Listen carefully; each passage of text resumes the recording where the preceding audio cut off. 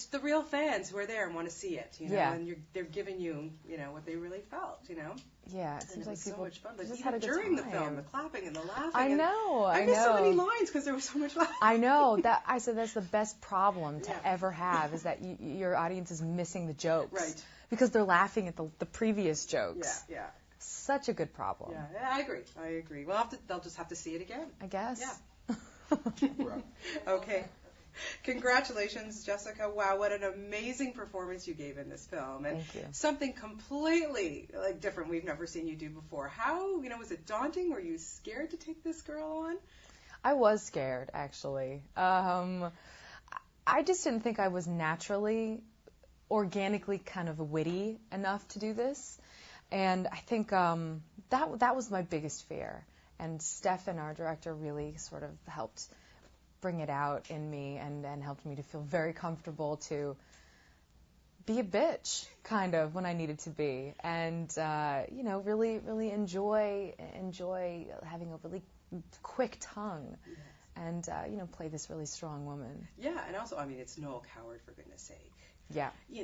Just saying some of those words, like the witty comebacks, and, I would have been relishing that, I think. It is. It's quite a dream to have those words, but it's scary because you want them to be right. You really want that delivery to be right on, the way that Noel Coward would have read it himself. Yeah. And also, you are the only American in this film with all these fabulous Brits, but Yes. still, again, another thing that, probably made you feel, in terms of the character, too, a little alienated, I would think. Not that these cast members would alienate Right. you, but, do you get what I'm saying here? Definitely.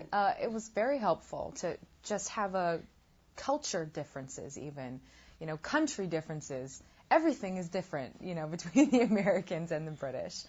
So that was very helpful, to use those feelings of kind of feeling like an oddball, and not understanding what a crumpet is, and not drinking tea all the time, but it was fun to kind of get into that lifestyle, and it was nice to be living and working in a different country. That's always a blast. Yeah, and Larita, is that she says Larita. it? Yeah, Larita. Okay, she's she's pretty well a woman ahead of her time. She Very much so. Race cars and these gorgeous clothes Very that she progressive. gets to wear. Wow, the clothes were stunning. I know.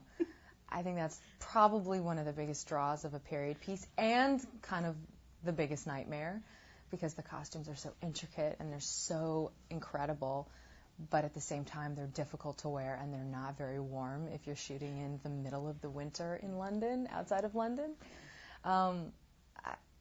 Costumes especially really help to put you in somebody else's shoes, take you out of your real life, take you back to the 1929, and become somebody else when you see yourself like that, especially my hair, having such different hair, and the way that it was done, and the makeup, and you just feel like a different person. You look in the mirror, you don't even recognize yourself. Yeah. Which is perfect. You totally pulled it off. It really was just lovely to watch you in this character. Okay, let's talk about the co-stars. So, Okay. Yeah, Tough Life. All right, now who do you look at first? Like Ben Barnes or Colin Firth? Like, what do you do? You just enjoy looking at both. It must have been fabulous to have, because Ben, of course, is starting to become a big deal here with the Prince Caspian thing. Right. And then, of course, Colin Firth, who, people, you just have to say, and people are freaking out. Like, you saw the applause for that guy last night. I know. Women and men alike love him. He's just so charming. He's so funny and so clever. He's the guy that, you always want to be with. He is just that Bridget Jones fantasy kind of a person. What is he like on set to work with? He's so funny. He's so dark and witty and interesting, and just a joy, just a complete joy to work with. Ben Barnes also, he plays this guy who's kind of, he meets this girl, marries her, and he's like a little bit immature about the whole thing. But I thought he pulled it off really, really well. Ironically, he breaks into song all the time, too. Yeah. That's weird. It is. I think it's a wonderful part of his character that shows that innocence, shows that he's just a kid. He's like 22 or 3 or however old he plays. And these two people are just on different wavelengths, but they have this connection, so they're trying to make this thing work. And he's just like this little puppy that follows her around and loves her, and everybody loves him, and he just doesn't have the experience or understand really where this woman is coming from when you really get down to it and you get down to the nitty-gritty of, is this marriage going to work? Right. Okay, I saved the best for last because Kristen Scott Thomas, I don't know what to say. She was brilliant in this movie, and the mother-in-law from hell, and it just kept creeping and creeping, and it was awesome the way it built.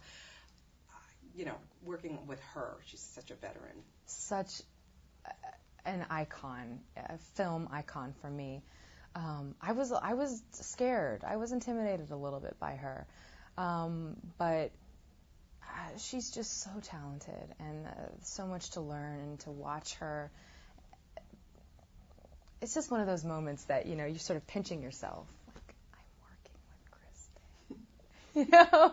It's really kind of terrifying and wonderful all at the same time. Yeah, and you guys get to go at each other. And you were saying earlier that you were scared to be a bitch and stuff because you're such a nice girl. Well, it's just not me naturally. I wish it was. I do. I wish I was a little bit bitchier, and I'm working on it. But I come from Boulder. My parents are hippies and cool and chill, and they don't have that quality. So I really had to search for that quality. I really had to, find it and grab it and hang on to it because it was fleeting all the time. Yeah. My first thought was, my natural instinct is to be sweet and be kind and be nice. That's so boring. You know what? Stay the way you are. We like you the way you are. Just save that for the screen. Okay, a couple scenes I need to talk about. Doing the can-can. Yeah. But you left your pants on. So I did keep my underpants on. It was so fun. It's so hard, actually, the dance. I know it looked like no problem and our skirts and it looks fun, but it was so challenging physically and hard and fun, really funny and fun to do that scene. We're just giggling the whole time. Yeah, the tango. Tango. With Colin Firth. I love the tango. It's such a sexy, intimate dance. We had such a good time. I mean, it was not easy. We rehearsed a lot, and it's tricky, the moves and the just the cadence of the way you move your body, and the body position is sort of different than anything I've ever done before. But so cool, so fun. I'd like to keep taking lessons, actually. So are we going to see you on Dancing with the Stars now? Oy. I hope not. I mean, I really... If the next time we talk, I'm on Dancing with the Stars, it's going to be a sad day in my life. Please. Maybe when you're not 82, like Cloris Leachman. Okay. What's up with that? I can do that maybe when I'm 82. There you go. I'm into that. We'll head towards that. And lastly, the comic timing in that dog scene was one of the most hilarious things I've ever seen. Oh, really? Oh, my God. Oh, good. That must have been a screen. Like, how long did it take to do all that? Because that had to be perfect comic timing. It did. I mean, that was 2 days of work. Definitely 2 days of wide shots where everything had to be right, and then cutting back in closer where things, people were off camera, so if they missed coming in perfectly at the same time, at the correct time, then it was okay. But those scenes are hard. Comedy is so hard to do that stuff over and over and over and have it still be fresh and have it be funny. You get to a point where you don't know it's funny anymore. Like, is that funny? Is that face I'm making even remotely funny? I don't even know. Yeah. We've done this for 13 hours. What do you do? I'm finding that comedy is way harder than drama. Way harder. I'm sure.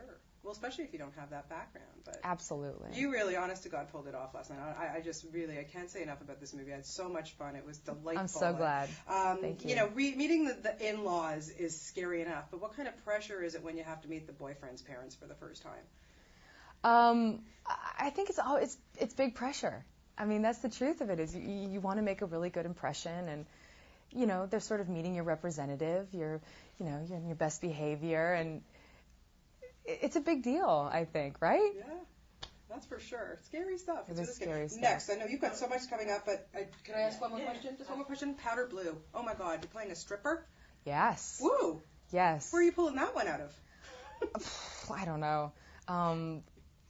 This was a script that I loved, and I played this really complicated addict kind of character who is a stripper and is kind of in the midst of possibly losing her son, and meeting somebody from her past, and it's a really interesting kind of Crash-like-esque movie where people's storylines are sort of interweaving, and with an incredible cast. I don't know what's happening with it at this moment, so hopefully it will get some distribution and get out there. Or, come back to next year's film festival. Great. Well, there you go. I'd be into that. Personally inviting you back. Thank you. Oh, you're so I'm welcome. going to tell somebody about that. I'm going to call somebody right away. It's always a pleasure to talk to you, Jessica. Thanks very much. You did a great job in this. Thank you.